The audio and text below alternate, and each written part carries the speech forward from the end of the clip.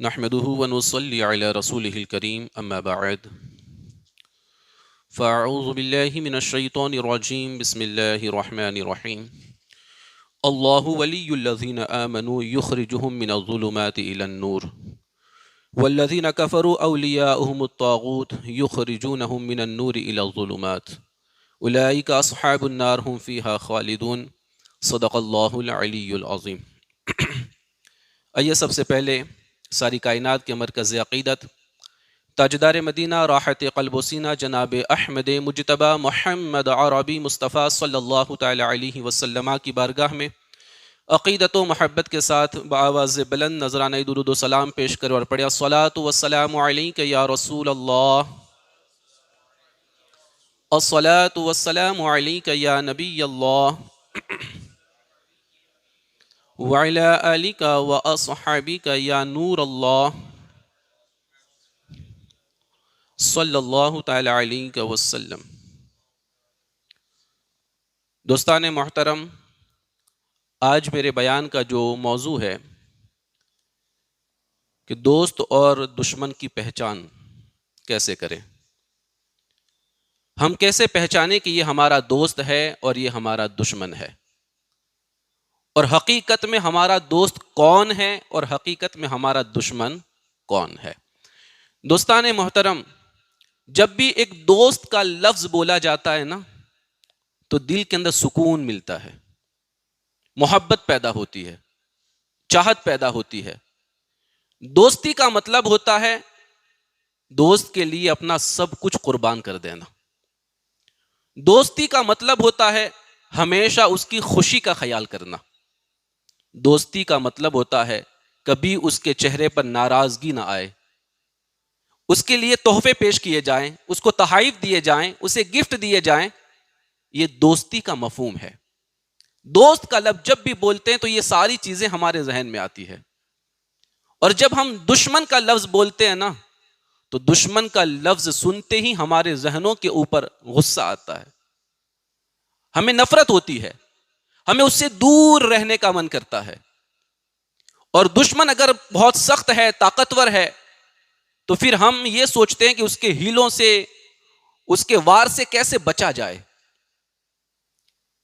یہ دونوں لفظ ہم روزانہ سنتے رہتے ہیں کہ فلاں اس کا دوست ہے، فلاں اس کا دشمن ہے، یہ ایسا ہے، وہ ویسا ہے۔ آئیے ہم قرآن سے پوچھتے ہیں، اے قرآن تو ہمیں بتا کہ ہمارا دوست کون ہے اور ہمارا دشمن کون ہے۔ جب ہم قرآن عظیم کے اندر اس کو تلاش کریں گے تو سورہ بقرہ کے اندر آیت نمبر 257 کے اندر اللہ تبارک و تعالیٰ فرماتا ہے اللہ ولی الذین آمنوا، اللہ ایمان والوں کا دوست ہے۔ کیسا دوست ہے؟ یخرجہم من الظلمات الی النور، وہ ایسا دوست ہے جو انہیں اندھیروں سے نکال کر نور کی طرف لے جاتا ہے، انہیں روشنی کی طرف لے کر جاتا ہے۔ اللہ ہمارا دوست ہے، وہ ہمیں اندھیروں سے نکالتا ہے۔ یہاں پر ظلمات کہا گیا، بہت سارے اندھیرے، اور جو نور ہے وہ سنگل ہے۔ مطلب یہ ہے کہ کفر کے بہت سارے اندھیرے ہیں اور روشنی ایک ہی ہے، اور وہ ہے اسلام، وہ ہے ایمان۔ اس لیے اللہ تبارک و تعالی ہمارا وہ عظیم دوست ہے، سب سے بڑا دوست ہے، اور وہ حقیقی دوست ہے جو ہمیں کفر کے اندھیروں سے نکال کر ایمان کی روشنی کی طرف لاتا ہے، ہمیں صحیح راستہ بتاتا ہے۔ اور پھر اللہ تعالیٰ نے اسی آیت کریمہ کے اندر دشمن کا بھی پتہ بتا دیا والذین کفروا اولیاؤہم الطاغوت، اور جو کافر ہیں ان کے حمایتی، ان کے دوست شیطان ہیں۔ وہ کیا کرتے ہیں شیطان؟ ان کی ڈیوٹی کیا ہے؟ یخرجونہم من النور الی الظلمات، وہ انہیں نور سے نکال کر اندھیروں کی طرف دھکیلتے ہیں۔ شیطان جو ہمارا دشمن ہے نا، اس کا کام کیا ہے؟ ایمان سے ہمیں پھرا دینا، ہمارے سینوں سے ایمان کی روشنی کو ختم کر دینا، ہمیں بد عمل بنا دینا، ہمیں گناہوں میں ڈبو دینا، ہمیں اللہ کی نافرمانی میں لگا دینا۔ یہ شیطان کا کام ہے۔ اللہ فرماتا ہے کہ میں دوست ہوں، میں تمہیں اندھیروں سے نکال کر نور کی طرف لے کر جاتا ہوں، اور شیطان تمہارا دشمن ہے، وہ تمہیں نور سے نکال کر اندھیروں کی طرف لے کر جاتا ہے۔ اور آگے رب فرماتا ہے اولئک اصحاب النار، یہی لوگ جہنمی ہے، یہی دوزخ والے ہیں، ہم فیہا خالدون، اور یہ اس میں ہمیشہ رہیں گے، ہمیشہ اس میں رہیں گے۔ جس کا خاتمہ کفر پر ہوا وہ ہمیشہ جہنم میں رہے گا۔ مصطفیٰ کریم کے دیوانوں، تو یہاں پر اللہ تبارک و تعالی نے فرما دیا اے ایمان والو، تمہارا دوست خدا ہے اور تمہارا دشمن شیطان ہے۔ اب اگر اللہ ہمارا دوست ہے تو پھر ہماری سوچ کیا ہونی چاہیے؟ ہمارے اندر جذبہ کیا ہونا چاہیے؟ میں نے ابھی کہا نا، دوست کا نام سن کر اپنی چیزیں قربان کرنے کا من کرتا ہے، قربانی کا جذبہ پیدا ہوتا ہے، دوست کو راضی کرنے کا جذبہ پیدا ہوتا ہے۔ دوستی یہ چاہتی ہے کہ کبھی دوست سے ناراض نہ ہو، اس کی بارگاہ میں ہمیشہ تحفے دیے جائیں، گفٹ پیش کیے جائیں۔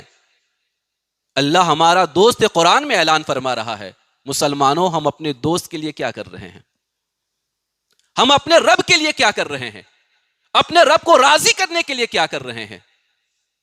اگر ہم سچے مومن ہیں تو ہمارا حق بنتا ہے کہ ہم ہر پل یہ خیال کریں کہ جب رب نے قرآن میں کہہ دیا کہ وہ ہمارا دوست ہے تو پھر ہم ہر پل اس کی بارگاہ کے اندر اپنی گردن کو جھکا کر کے اس کو راضی کرنے کی کوشش کریں، اسے خوش کرنے کی کوشش کریں، اور یقیناً میرا مولا راضی ہوگا تو پھر ہمیں کیا عطا فرمائے گا۔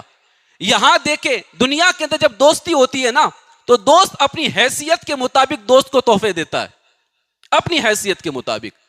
آپ اپنے رب کی بارگاہ میں بندہ ہونے کی حیثیت سے تم اب رب کی بارگاہ میں نوافل پڑھ کر کے، نفل روزے رکھ کر کے، تسبیح پڑھ کر کے، ذکر و درود کر کے تم اپنے رب کو راضی کرنے کی کوشش کرو گے، یہ تحائف پیش کرو گے، میرا مولا اپنی شان کے مطابق اس کا بدلہ تمہیں عطا فرمائے گا، اپنی شان کے مطابق تمہیں عطا فرمائے گا۔ اور میرا مولا جب کسی پر راضی ہو جائے، اسے عطا کرنا چاہے تو اسے پھر وہ ایسا عطا کرتا ہے کہ اس کی دنیا بھی سوار دیتا ہے، اس کی آخرت کو بھی سوار دیتا ہے۔ مصطفیٰ کریم کے دیوانوں، تو اللہ تبارک و تعالیٰ نے اس آیے کریمہ کے اندر ہمیں دوست کے بارے میں بھی بتا دیا کہ میں تمہارا دوست ہوں، اور دشمن کے بارے میں بھی بتا دیا کہ شیطان تمہارا دشمن ہے۔ شیطان کیسا دشمن ہے؟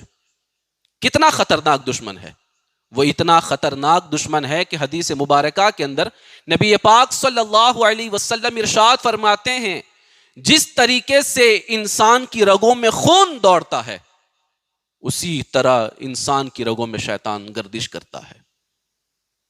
اتنا خطرناک دشمن ہے، بلکہ قرآن عظیم کے اندر اللہ تبارک و تعالیٰ نے فرمایا ان الشیطان لکم عدو فاتخذوہ عدوا، بے شک شیطان تمہارا دشمن ہے تو تم بھی اسے اپنا دشمن جانو، تم بھی اسے دشمن جانو۔ شیطان خدا کا بھی دشمن ہے، شیطان خدا کے نبی کا بھی دشمن ہے، شیطان تمام مومنوں کا دشمن ہے، شیطان ہم سب کا دشمن ہے۔ اللہ فرماتا ہے کہ شیطان تمہارا دشمن ہے تو تم بھی اسے اپنا دشمن جانو۔ جب تم شیطان کو اپنا دشمن جانو گے تو پھر اس کے بہکاوے میں آؤ گے، اس کی باتوں میں آؤ گے۔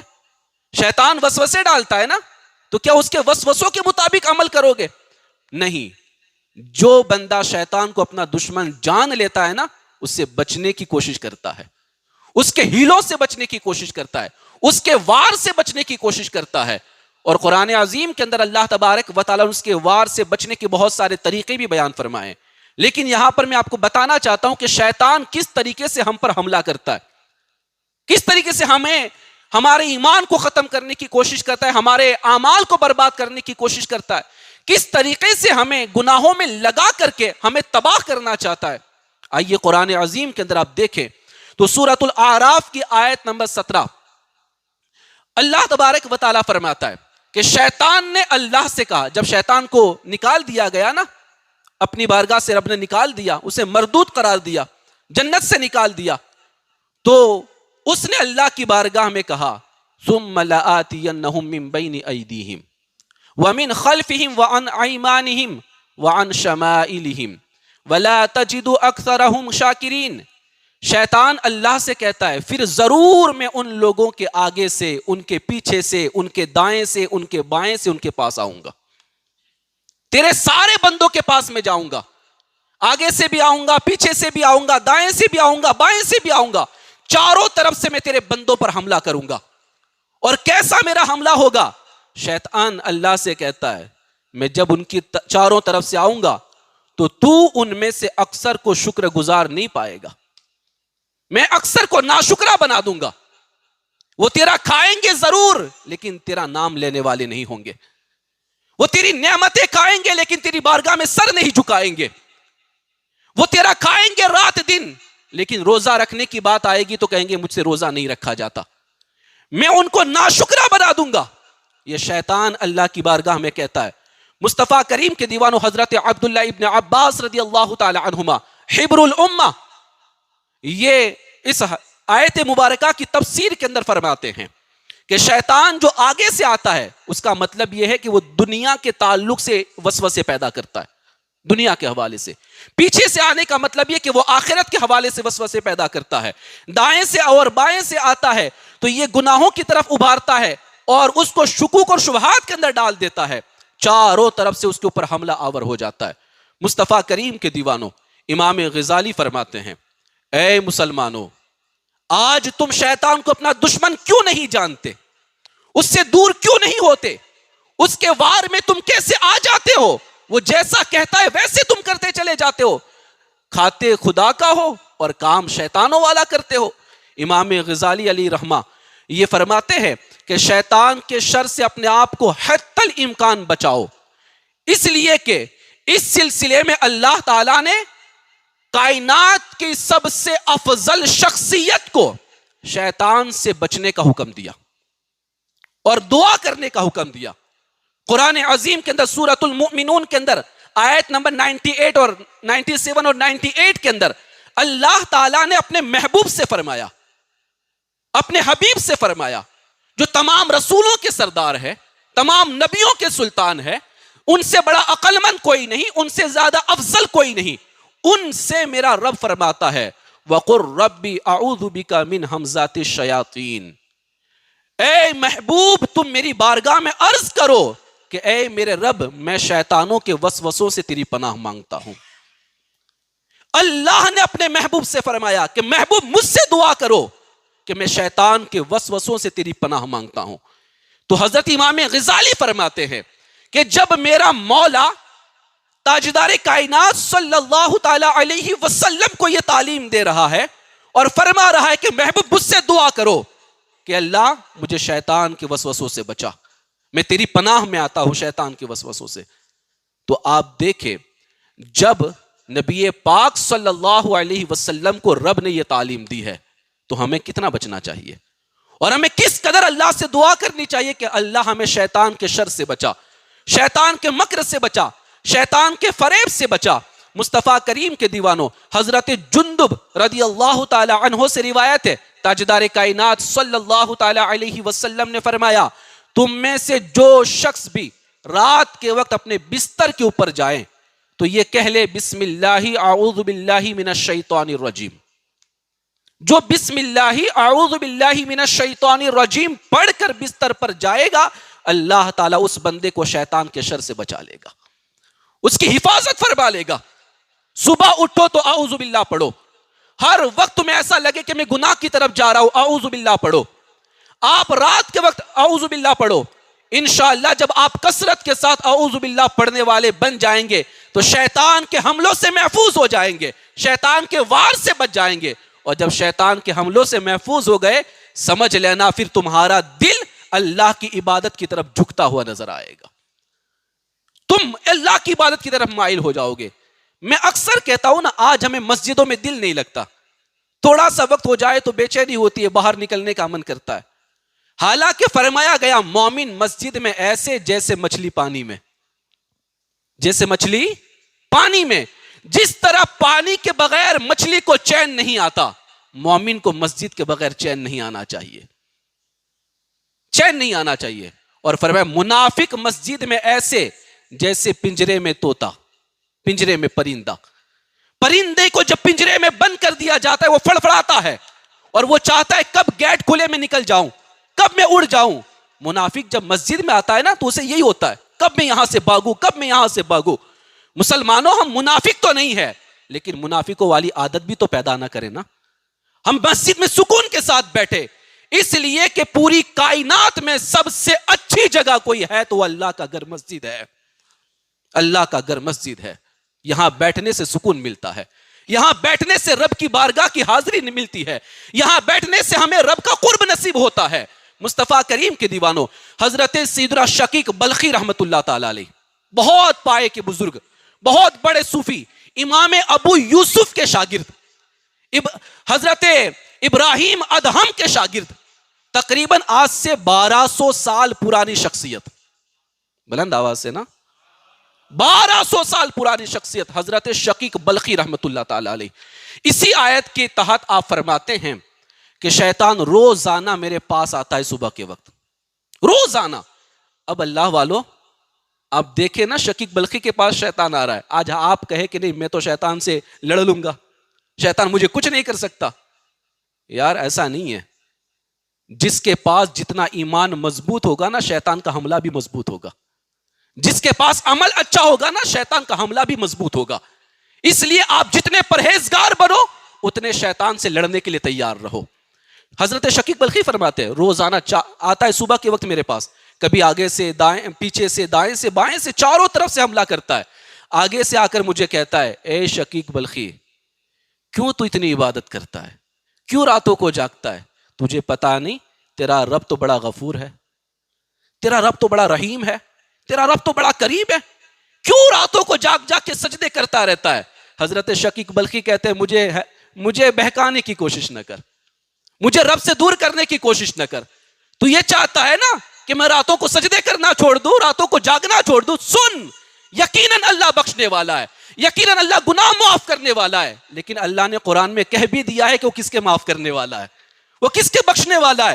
سورہ طٰہٰ میں اللہ فرماتا ہے وَإِنِّي لَغَفَّارٌ لِمَن تَابَ وَآمَنَ وَعَمِلَ صَالِحًا ثُمَّ اهْتَدَىٰ۔